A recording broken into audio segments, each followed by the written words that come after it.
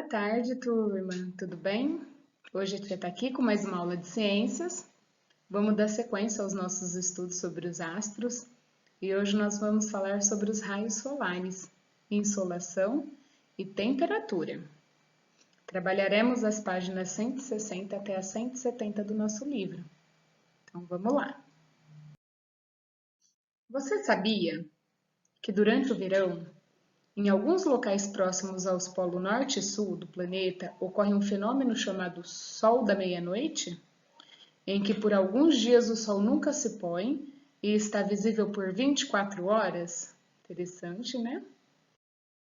Raios solares, insolação e temperatura. Esse é o tema da aula de hoje. A insolação é a quantidade de energia solar que atinge uma unidade diária em um local da Terra. Ela varia com o local, com a hora do dia e com a época do ano. Devido às formas esféricas do planeta e à inclinação do eixo de sua rotação da Terra, os raios solares incidem de formas distintas em sua superfície. Nas áreas próximas do Equador, os raios solares incidem de forma perpendicular. Já em regiões mais próximas aos polos, a luz solar atinge a superfície de forma inclinada. Então, aqui nós temos um esquema, que mostra o tamanho dos astros e a distância entre eles estão representados fora de escala. Mas está representando o Sol, a maneira como chegam os raios solares próximo ao Polo Norte e próximo ao Polo Sul. Ali onde está a imagem B, né, a letrinha B, a incidência dos raios solares ela é diferente nas regiões da Terra. Em A e C, a luz solar incide de forma mais inclinada na superfície. E ali na letrinha B, de uma maneira mais direta, onde sente a maior sensação de calor, né? Porque nós recebemos os raios solares diretamente. Quanto maior a inclinação com os raios solares incidem sobre um local, maior é a área iluminada. Observe a imagem a seguir. Então, ali está a incidência perpendicular, a área de incidência. Agora, olha a área de incidência com ela inclinada, com a incidência inclinada. Essa é uma representação da incidência de luz, de forma perpendicular e de forma inclinada. Então, aqui é para vocês perceberem que quando ela está em perpendicular, a área iluminada é menor do que quando ela está inclinada. Na imagem anterior, é possível notar que quando os raios de luz incidem em uma superfície de forma inclinada, eles iluminam uma área maior.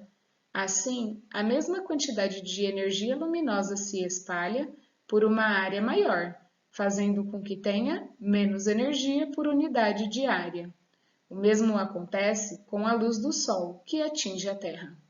Neste caso, dizemos que a insolação é menor nas regiões polares, onde os raios incidem de forma inclinada. A maior nas regiões próximas ao Equador, onde os raios incidem de forma perpendicular. Na prática, isso é percebido pelas temperaturas que, de forma geral, são menores em lugares próximos aos polos em relação às temperaturas das regiões próximas do Equador. Aqui nós temos duas imagens. É uma representação da inclinação dos raios solares em diferentes regiões do planeta. Na imagem A, está próximo ao Equador e na imagem B, próximo aos polos. O fato dos raios solares não incidirem uniformemente na superfície da Terra tem como consequência a formação de grandes áreas com temperaturas diferentes no planeta. Essas áreas são chamadas de zonas climáticas, como zona polar ártica e zona temperada do norte, zona intertropical, zona temperada do sul e zona polar ártica. A zona intertropical é a região do globo que se recebe a maior insolação solar e por isso apresenta maiores temperaturas. Já as zonas polares recebem a menor incidência solar e são as regiões mais frias do planeta. Então, aqui nós temos um esquema que é uma representação das zonas climáticas formadas no planeta. Aqui nós temos a zona polar ártica, tá? Conhecido como Círculo Polar Ártico. Essa é a região da zona temperada norte. Aqui onde intercepta bem ao centro o globo é a zona intertropical, onde tem a linha o Trópico de Câncer, a linha do Equador e o Trópico de Capricórnio. Aqui onde tem a maior incidência de luz. E a zona temperada sul. E logo abaixo, zona polar antártica, conhecido como Círculo Polar Ártico. Então, nas extremidades, a incidência de luz é menor, por isso que as regiões são mais frias. Como vimos, a hora do dia também influencia na quantidade de insolação. Isso ocorre devido à rotação da Terra, que faz com que o Sol ocupe diferentes posições no céu ao longo do dia. No amanhecer, o Sol está próximo ao horizonte, na região onde se encontra o ponto cardial, leste. Com o passar das horas, ele vai subindo e perto das 12 horas ocupa o ponto mais alto no céu e então começa a se aproximar do horizonte, na região onde se encontra o ponto cardial oeste, até se pôr. Então aqui, ó, nós temos o leste, representação da insolação em diferentes horas do dia.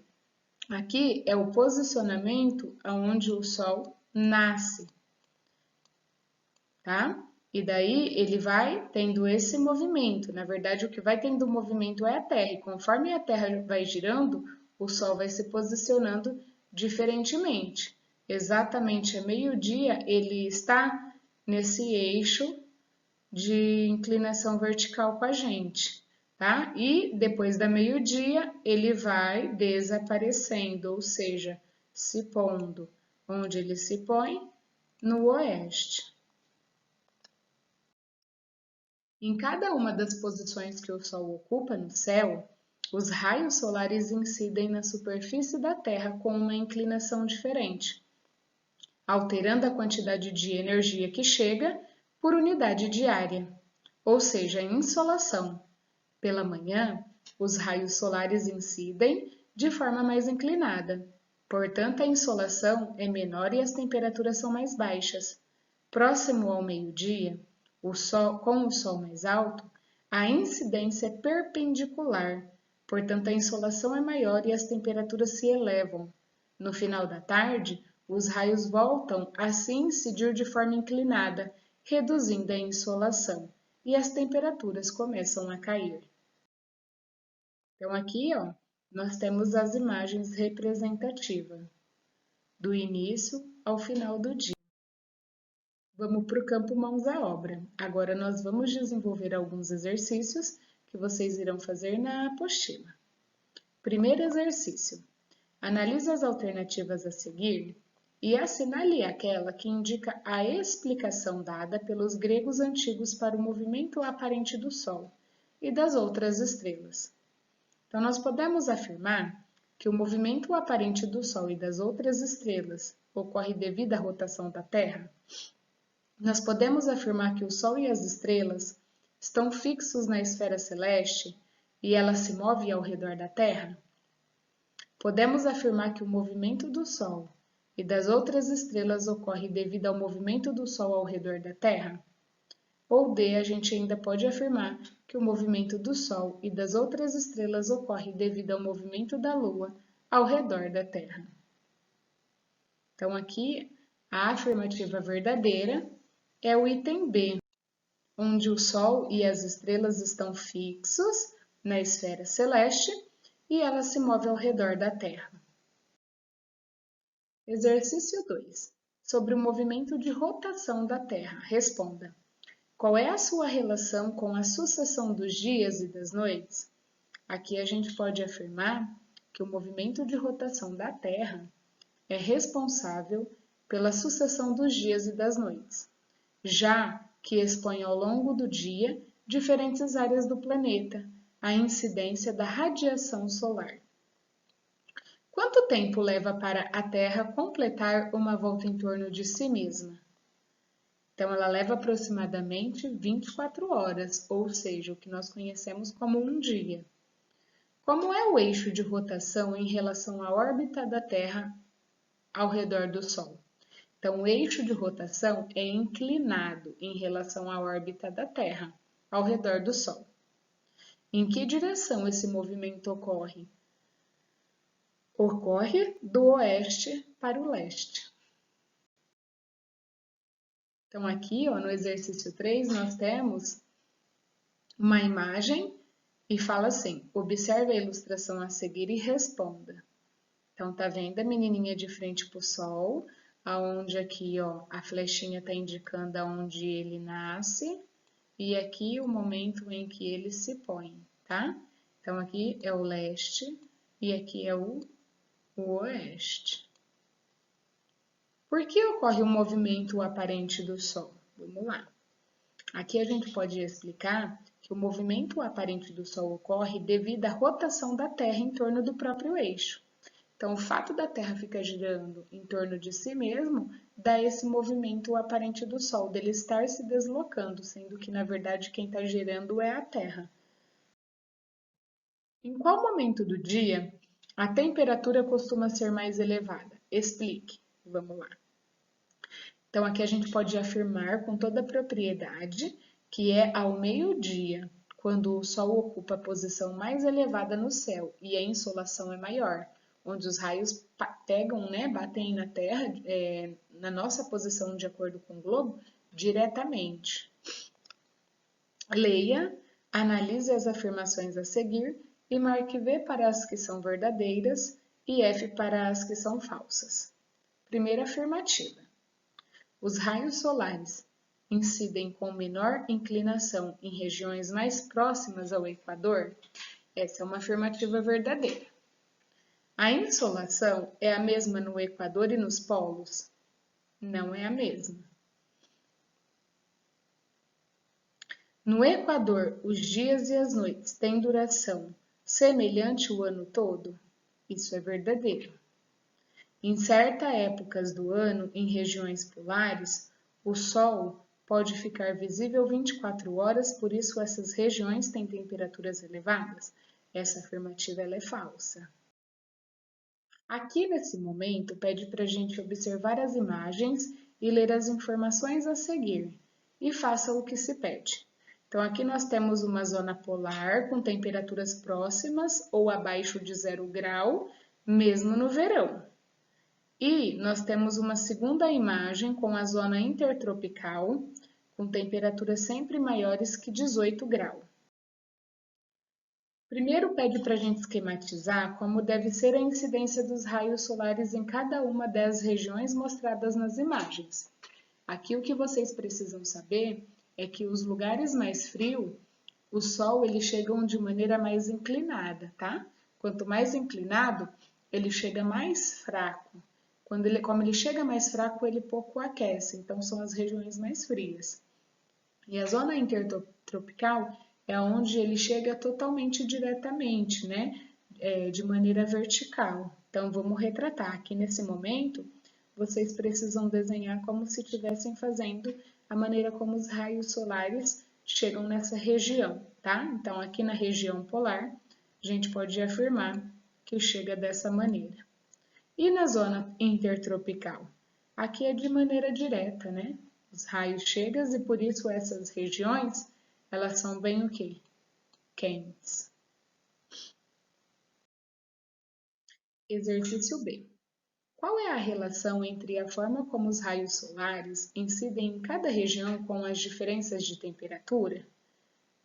Nos locais onde os raios solares incidem de forma inclinada, a insolação, que é a quantidade de energia solar por unidade de área, é menor e, portanto, as temperaturas tendem a ser mais baixas. Em relação àquelas regiões intertropicais onde os raios solares incidem perpendicularmente. Exercício 6. Complete as lacunas das frases a seguir com as palavras e expressões do quadro. Então, nós temos um quadro com a palavra inclinação, maior, linha do Equador, menor, duração e polos. Questão A. Em uma cidade que fica próxima à linha do Equador, o dia e a noite têm aproximadamente a mesma duração. No verão, cidades próximas aos polos têm número de horas de claridade maior que a escuridão. C. No inverno, cidades próximas aos polos têm número de horas de claridade menor que de escuridão. E a inclinação do eixo de rotação da Terra é responsável pela diferença de duração dos dias e das noites nas diferentes regiões do planeta. Tarefa de casa. De tarefa de casa, meus amores, vocês irão fazer a página 168 e 169, o campo que eu aprendi. Lá vocês terão que pegar em anexos alguns adesivos que está no final da apostila e completar de acordo com o que pede. Na página 183, vocês irão acabar de resolver os exercícios 3 e 4 para finalizar a nossa unidade, ok? Espero que tenham gostado. Beijão. Qualquer dúvida, a tia está aqui para sanar as dúvidas de vocês, tá? Beijos, ficam com Deus. Bons estudos.